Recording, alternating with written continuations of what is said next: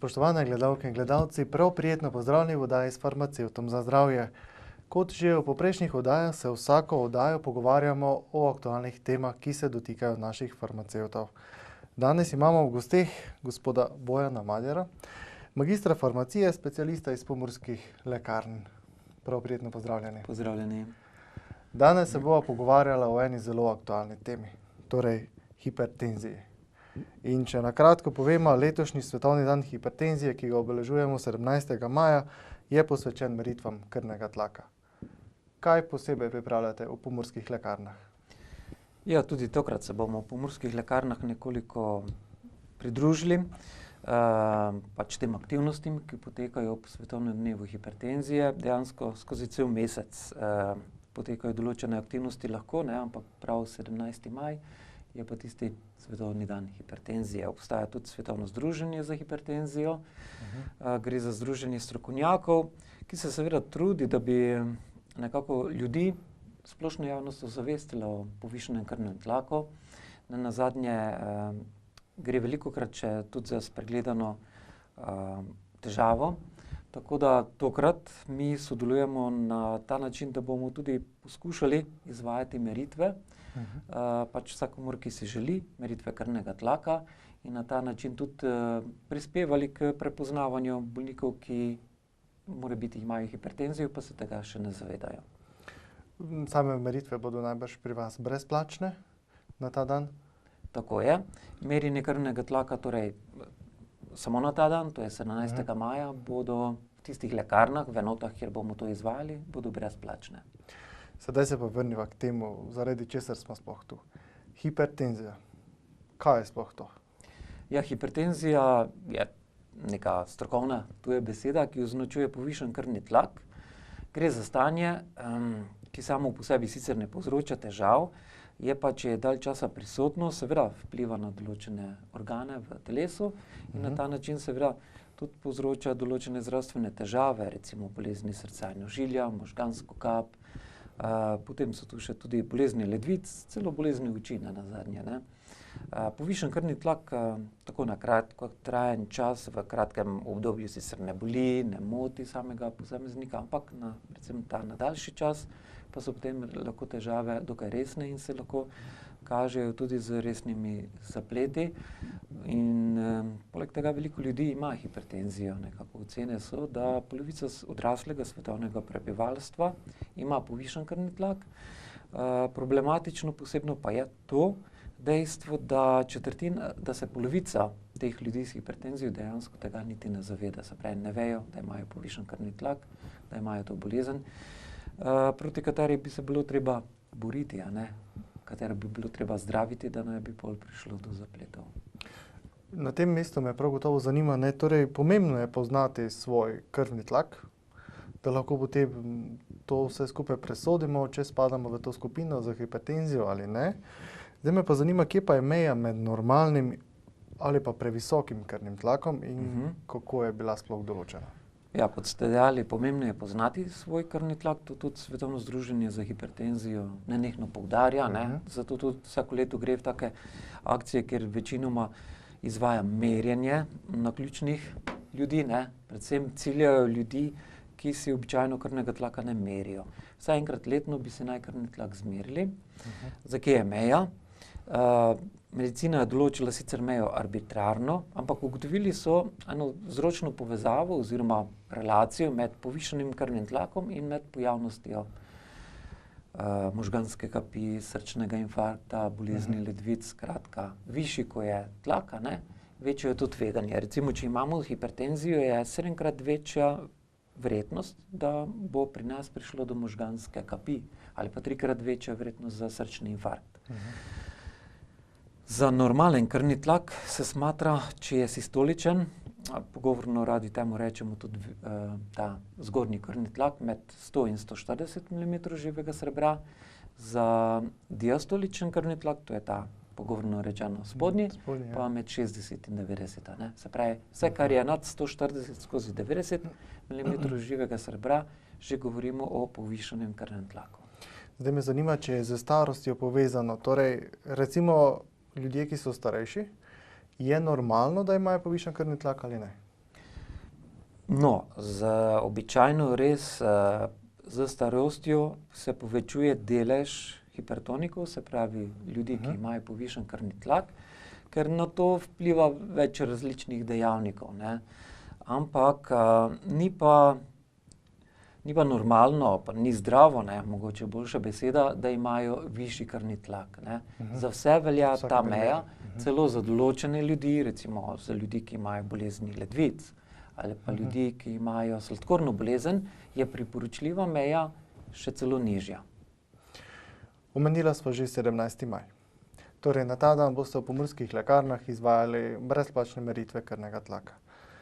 Kaj pa če izmerite komu povišen krvni tlak? Kaj boste pa takrat priporočali? Ja, seveda, tudi za vse te situacije imamo pripravljene protokole, kako svetovati, kako odreagirati. Zdaj, možnost je, da bomo izmerili krvni tlak, ki bo torej nad 140/90, a ne. Seveda, v tem primeru še ne moremo govoriti, da človek ima hipertenzijo. Mi njemu ne bomo postavili diagnoze, ampak takega posameznika bomo napotili k zdravniku.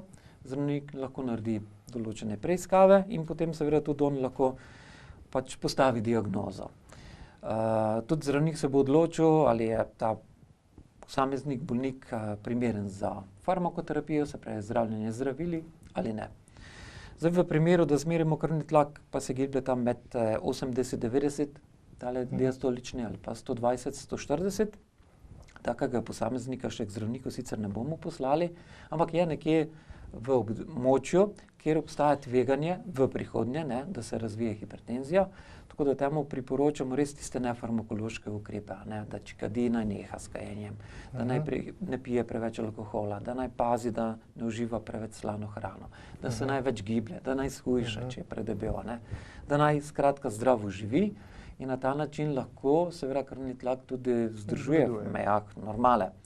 Zdaj, najboljše pa je, če ugotovimo, da je krvni tlak pod 120/80, a ne, gre za normalen, tako imenovan zdrav krvni tlak, ampak tudi temu svetujemo, da vsaj enkrat letno pa da krvni tlak vseeno preverja, ne, tako kot Svetovno združenje priporoča, da redno, torej redno, ne vsak dan, ampak torej enkrat letno vseeno preverimo krvni tlak, če tudi smo v preteklosti imeli vrednost, ki je bila čisto okej.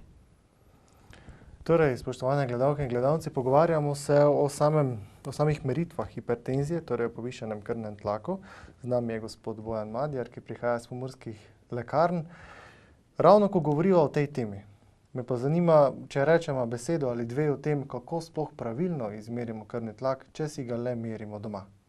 Ja, tako je. Za pravilno merjenje krvnega tlaka je zelo pomembno, da imamo kakovosten merilec, a ne. Tudi mi v pomurskih lekarnah praktično vsake enoti merimo tudi ostale dni krvni tlak, s tem, da seveda takrat se storitev nekaj plača. Gledamo pa tudi, ko v lekarnah prodajamo te merilce, upoštevamo dejstvo, da obstaja določene združenje, evropsko ali pa tudi slovensko, a ne, Združenje za hipertenzijo, ki merilce, ki so na tržišču, preverja, jih oceni, ovrednoti in tiste, za katere ugotovijo, da so kvalitetni, tudi dajo posebno odobritev, ne. Se pravi, na evropski spletni strani lahko enostavno vidimo, katerim merilcem lahko zaupamo in katerim ne. Torej, v lekarnah, če se že odločite, da kupite merilec v lekarni, pač stojimo za tistim, da ponujemo kvalitetne merilce. Tudi mi sicer v lekarnah moramo s tistimi, ki mi izvajamo meritve, tudi potem vsake toliko časa, to je predpisano, na koliko časa jih je treba validirati, se pravi poslati na umeritev. Zdaj, pri merjenju krvnega tlaka je pomembno, da nismo razburjeni, da si ne merimo takoj po fizični aktivnosti, ker je seveda takrat pri vsakem posamezniku lahko krvni tlak višji. Priporočljivo je, da se nekako vsaj 5 minut vzamemo časa, da se umirimo, da nam ni prehladno, da nam ni prevroče, da se usedemo, ponavadi merimo krvni tlak sede in potem zmerimo, običajno priporočamo merilce, ki izvajajo meritev na nadlahti. Če je to prvo merjenje, vsekakor priporočamo merjenje na obeh rokah, da potem tudi vidimo, da ne prihaja slučajno do prevelikih razlik, potem pa seveda lahko nadaljujemo meritve tudi vedno na isti roki. Torej, odlično povedano, hvala lepa. To me je prav gotovo zelo zanimalo, kot tudi naše gledalke in gledalce. Namreč pogostokrat prihaja do različnih pomot pri samih merilcih. Tudi sam imam lastne izkušnje, ko je že prišlo do določenih razlik. Prav gotovo, v tem ni nobenega dvoma, je pa najboljše, da se oglasite v Pomurskih lekarnah, kjer vam bodo 17. maja, kot že večkrat povedano, izmerili krvni tlak in vas znali ustrezno svetovati. Zdaj pa še beseda ali dve o samem znižanju krvnega tlaka. Torej, obstajajo zdravila, o katerih bomo seveda še lahko spregovorili, o kakšnih imate drugih oddaj. Omenila smo že določene postopke, kako lahko to na naraven način oziroma svetovalne ukrepe, kako pravzaprav znižamo krvni tlak, jih lahko še podrobneje predstavimo. Ja, seveda, ti ukrepi so tudi zelo pomembni, ne, predvsem za tisto skupino ljudi, ki nima še prave hipertenzije, ne, ko se mogoče gibljejo na tej meji, ko lahko tudi z zdravim načinom življenja ustrezno vplivamo. No, včasih pa tudi takrat, ko že imamo hipertenzijo, recimo, pa če se z določenimi ukrepi vsaj lahko zmanjša število zdravil ali pa odmerki zdravil. Ukrepi, ki jih svetujemo, vključujejo recimo prenehanje kajenja. Kajenje sicer samo za kratkotrajno obdobje dvigne krvni tlak, ampak kajenje zelo neugodno vpliva na srce in ožilje in seveda ti neugodni vplivi potem seveda nekako se prištevajo k sami hipertenziji in dodatno dvigujejo krvni tlak. Alkohol tudi, če ga je preveč, lahko vpliva na povišan krvni tlak, tako da za moške se svetuje nekako na dan ne več kot 2 mali pivi ali pa kozarec 2 deci vina, ne? Za ženske je ta mera polovico manjša. Potem je tu še seveda hrana, ne? Izogibati se predvsem zelo slani hrani. Priporoča se, ker veliko ljudi odreagira na povečan vnos soli in se pri njih potem poviša tudi krvni tlak. Priporoča se omejitev soli nekako na 5 gramov na dan, se pravi na dan bi naj zaužili največ žličkov soli. Mogoče se zdi to veliko, tako kot si predstavljamo žlička, ampak če pogledamo, koliko je skrite soli v eni vnaprej hitri pripravljeni hrani, seveda pa lahko zelo hitro to presežemo. Seveda tudi je priporočljivo, da si kuhamo sami, da si sproti pripravljamo hrano, ne? To so ta pravila zdravega prehranjevanja. In tle tudi, če solimo, da pač skušamo ta okus hrane izboljševati predvsem z dodajanjem raznih začimb in manj z dodajanjem soli. Potem je seveda veliko sadja, zelenjave, manj mesa, seveda, da tudi zmanjšamo vnos holesterola, zmanjšamo vnos sladkorja, se pravi, da se tudi izogibamo sladkorni bolezni. Vse te moderne bolezni, ne, hipertenzija, sladkorna bolezen, vse to je zelo povezano, ne, in ni malo ljudi, bolnikov, ki imajo tako eno kot drugo bolezen. Gibanje zelo ugodno vpliva na psihofizično počutje posameznika, ne, zniža povišano telesno težo, ne, tudi če je povišana, seveda stremimo k temu, da jo zmanjšamo in z gibanjem lahko to seveda uspešno tudi naredimo. Vsaj 3-krat, 4-krat na teden, po pol ure, hoja, tek, kolesarjenje, pač kar nam ustreza, ne.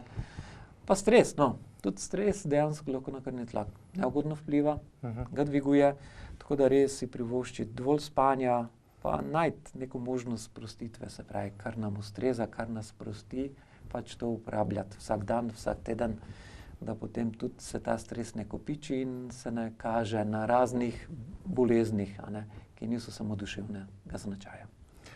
Malce v šali povedano, torej, če nam kdo gre dejansko na živce, nam dviguje krvni pritisk, dejansko velja, ne? To je res. To je res. In če je kronično, se to lahko zelo neugodno izrazi na našem zdravju. Bojan, da bova na kratko zaključila, da povzameva, gre torej pri hipertenziji za povišanje krvnega tlaka, torej to ni hec. Torej, prav je, da smo pozorni na to, da redno merimo. Če mogoče na kratko povemo, kaj res izpostaviva. Ja, tako kot Svetovno združenje priporoča, vsaj enkrat letno, da zmerimo, tudi če nimamo nobenih težav, pa smo mladi, a ne, in na to niti ne pomišljamo. Izkoristimo tokrat 17. maj, takrat je brezplačno merjenje tudi v Pomurskih lekarnah, ampak tudi kadarkoli drugič, brez najavljanja, lahko pridete. Sicer je samo plačniško, ampak bolj kot ne za simbolično ceno izvajamo to merjenje. Torej, še enkrat moramo izpostaviti tale datum, 17. maj, v Svetovnem dnevu hipertenzije. Takrat res vljudno vabljene gledalke in gledalci, v Pomurske lekarne, kjer vam bodo rade volje svetovali s težavami, če jih imate, morda jih pa še nimate, za samo hipertenzijo. Prav gotovo boste tudi izvedeli vse informacije, ki so s to boleznijo, bova rekla, povezane. Vkolikor pa ste res na tej meji, vam bodo znali tudi ustrezno svetovati. Gospod Bojan Madjar, jaz se vam iskreno zahvaljujem v lastnem imenu, v imenu naših gledalk in gledalcev. Vas pa seveda vabim, da ostanete še naprej v naši družbi in spremljate tudi naše prihodnje oddaje.